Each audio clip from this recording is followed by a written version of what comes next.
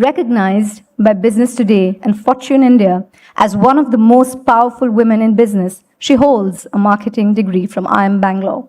It is my absolute privilege to invite on stage Ms. Prabha Narasimhan, Managing Director and CEO, Colgate Palmolive India Limited, to deliver the chief guest address.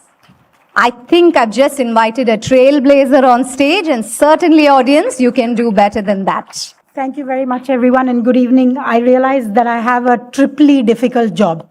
Firstly, the speakers and the award ceremony has been outstanding, so maybe a really big round of applause for that to start. Secondly, I stand between you and dinner. You can't leave till I finish speaking. So our dinner will not get served till I finish speaking. But perhaps my hardest task actually is to talk about innovation, honoring a man who made innovation cool long before it was a hashtag, long before we had Instagram handles dedicated to it. We've heard a lot about Mr. Chinnikrishnan this evening, but I want to add that I've worked in a company where the idea of sachet actually powers that company. I spent the first 25 years of my working life working for Hindustan Unilever. And as you will know, they are reasonably large in lots of consumer goods and also reasonably large in products that sell in sachets, and owe this entirely to Mr. Ranganath's father. But on that note, Mr. Ranganath, Captain Vijay Kumar, Mr. Mahalingam, and Aarti, thank you for having me at this very august occasion. It is truly an honor. And if I knew the answer to what drives innovation, I would have definitely packaged it and sold it. But what I'm going to leave you with is a few thoughts that I've gleaned over the 2.5 decades that I have worked. I started actually by doing thinking about what the word innovation actually conjures up in my mind. And nowadays, if anybody says innovation, the first thing that comes to mind is AI, ChatGPT, this kind of thing. So I said, let me ask ChatGPT, what is innovation? And here's what it said. Innovation is the heartbeat of progress and transformation in our world. It drives the creation of new ideas, methods, products that fundamentally enhance existing systems or solve previously unmet needs. By cultivating a culture of innovation, we not only remain competitive, but we also pave the way for economic growth and improved quality of life through advancements in technology and services. That's a lot of English, which quite frankly is perhaps just that. And clearly, I need to get better at writing ChatGPT prompts. So I said, let me park ChatGPT and let me perhaps, go back to slightly surer ground, which is the company that I work for. I have the privilege of working for Colgate Palmolive, an organization that has been around for a very long time, 200 plus years actually. And I want to spend a little bit of time talking about why I believe innovation is important in this organization. Before I go there, however, I of course read up some reports by some consultants. McKinsey had done a survey and they asked leaders in companies, how important is innovation? And 80+% of them, not surprisingly, said innovation is critical. And for those of you who are wondering who are the remaining 50-odd%, I was wondering that as well. But clearly, if McKinsey says 80+%, that must be true. What was interesting, however, was that almost all company leaders, 96% of them, said that they were unhappy with the way innovation was happening in their company. And they did not feel that their organization was adequately innovative enough. And so when so many are dissatisfied, and when all of us know that at least in the FMCG world, 9 out of 10 innovations that get put into the market fails, really it becomes very, very important for us to perhaps get a better grip on innovation. Going back to my job, like I said, I have the privilege of running in India the Colgate Palmolive business.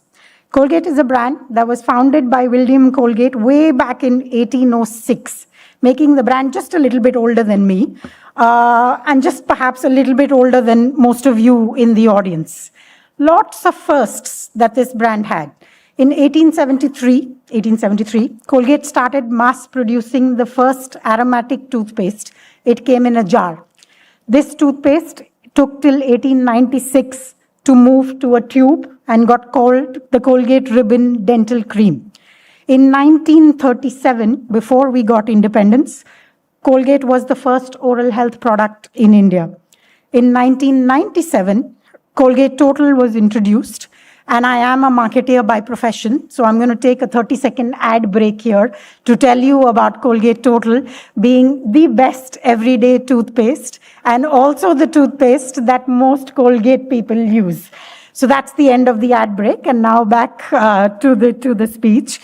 I could go on with more and more firsts that Colgate has achieved in its lifetime. But what I want to land here is the importance of being first. I think the idea of being first to market, of being innovative, of having something that nobody else has that fulfills a desire is actually exceptionally important. But apart from being first, successful innovation also needs a few more things. It needs an understanding of the job that your product is being hired to do. Whether your product is, a life-saving blood clotting device like the one that we saw, whether your product is an air purification thing, or your product is sustainable packaging material, what is the job that it is serving in the lives of the consumers that you serve is really important. And I want to give you an example that I had heard a long time ago.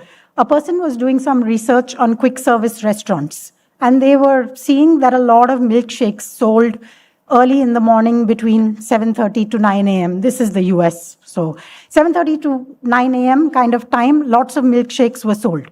And so they were wondering, why do milkshakes get sold at that time? For any of you who have lived or worked or holidayed in the US, you will realize that a lot of people drive long commutes to work. They live here and they drive 100 kilometers to get to work. So a lot of people actually would stop, buy a milkshake, put it in their car, and take it along with them. And a milkshake was better than a hot drink because it stayed at roughly the same temperature. But when you know that the reason why your product is being hired is to last a 100-kilometer commute, you can create a product that works for that need. So a product that lasts a 100-kilometer commute needs to be, firstly, roughly the same temperature throughout, so it shouldn't get too warm too quickly and shouldn't melt. Secondly, it should be thick enough to take a little bit of effort to come through the straw, but not so thick that I'm distracted from driving, because most of these people were driving themselves to work. It would be fantastic if that product had a little bits in it that every now and then surprise me, because driving is not fun, US or India or anywhere else. And when I know this, I can create a significantly better product. So knowing who your consumer is and why your consumer buys your product, or what is the job that your product does in that consumer's life, is really critical. And this is where I've got to keep coming back to Colgate and talk about the fact that at the heart of the Colgate business is the commitment that we want to improve everybody's oral health every single day.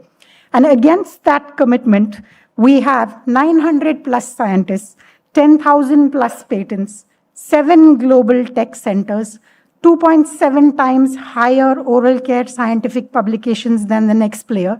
And it's this kind of commitment that keeps your brand at the forefront of innovation, at the forefront of technology. And I give you these numbers at scale because we are a scale company, and I know that many of you in this audience perhaps work for larger companies or smaller companies, but the idea behind this really has to be the commitment to delivering against the promise that you have made to your consumers. So innovation needs to be first. It needs to be consumer relevant. It needs to be backed by science and data to deliver to its promise. And like David Ogilvy famously said, the consumer is not a fool.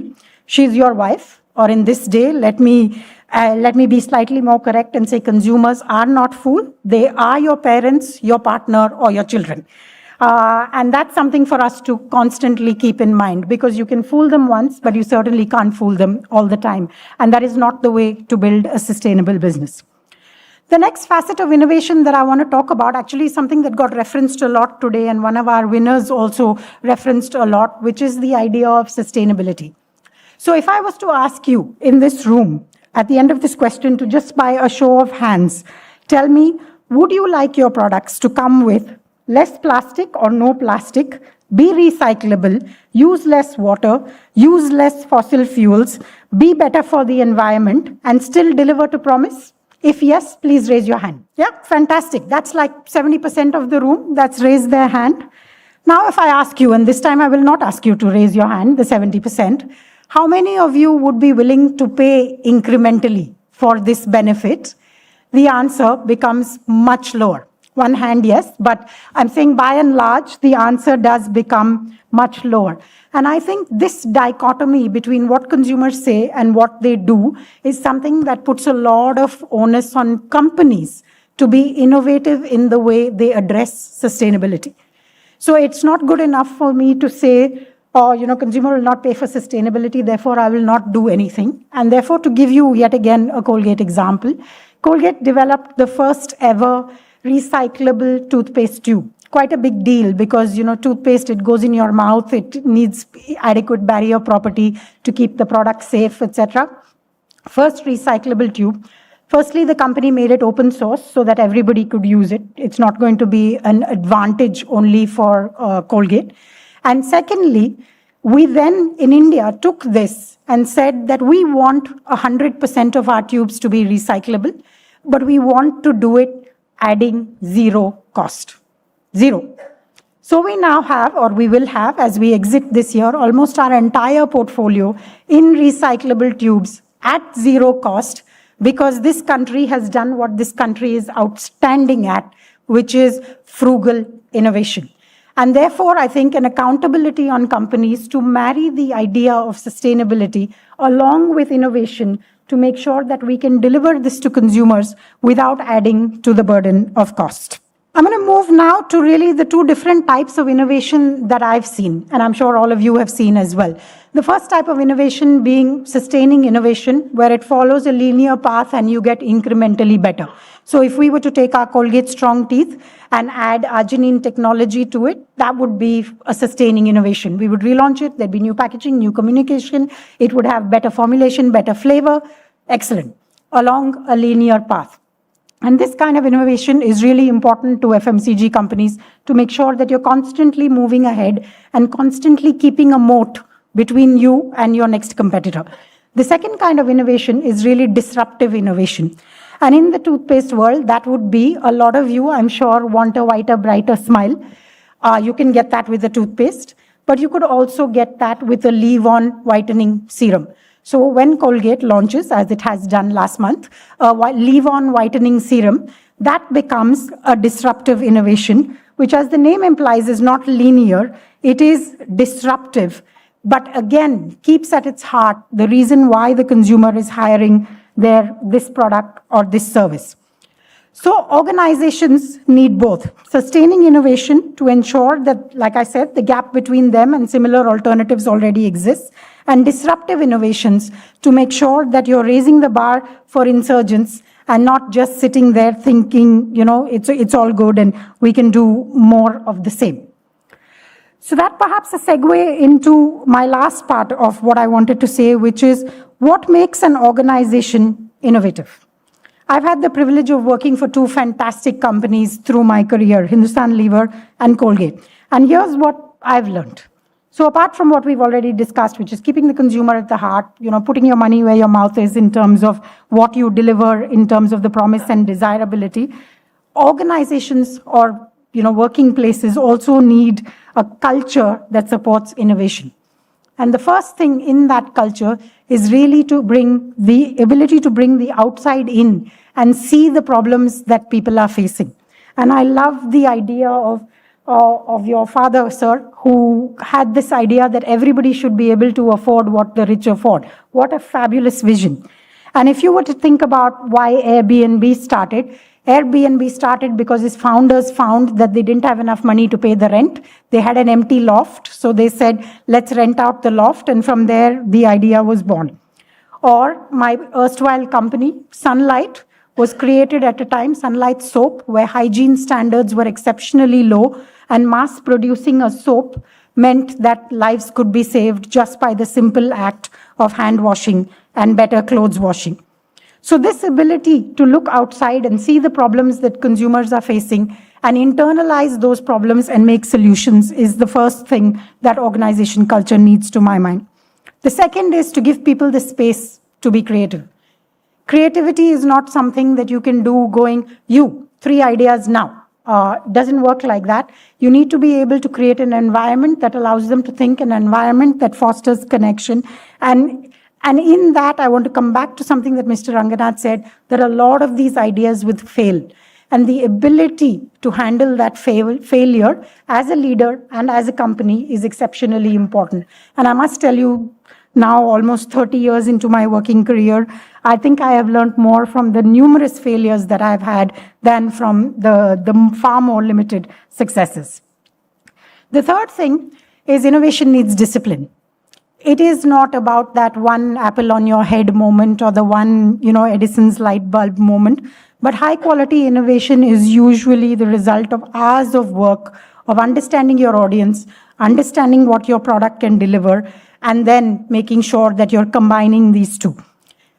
As a side story, when I was a child, I used to see Picasso's paintings. I'm sure for any of you who've seen them, you're thinking, I can do that, I can paint that. Now, as an adult, I don't think I can paint that either. But I used to look at those paintings and go, oh, this is easy, I can paint these. But then you realize that actually the man had the ability to paint beautifully. And only then could he break the rules and create what he did, which was Cubism. The fourth thing that innovation culture needs is an ecosystem and diversity. Normally, when we think of diversity these days, we think of adding women. But it's not about adding women, or it's not only about adding women. It's about adding people who have diversity of thought, diversity of background, diversity of problem-solving approaches. And the more we have more of those people in a room, the more likely we are to get to better innovation. And lastly, and perhaps most importantly, we need for an innovative culture people who believe that what got us here will not get us there. Because it's always, always easier to stay with the status quo than to break it and to redefine it. And you need a set of people in every group who are the people who are going, oh, we're going to lose, somebody's going to overtake us, someone's going to eat our lunch. You need those kind of people who are slightly on the edge of paranoia to say that we must challenge status quo and to get us to a better place. It's always interesting, however, that this challenge to status quo usually comes from outside of the own company. And lastly, just to conclude, I'm the mother of 2 children, one who is hopefully going to join the workforce soon, I hope, and the second who's hopefully going to college soon. And I can't think of a better time to be an innovator or to be an innovator in India. I'm quite often on the jury of many of these award ceremonies, and I see a lot of the entries, like the fabulous, fabulous entries and winners that we've seen today. And it's incredible what India can create. So I must say that sitting where I do, it's my absolute privilege to watch all of you innovate and take this country forward. And I wish you much success and happiness in doing it. Thank you for your attention. Namaste.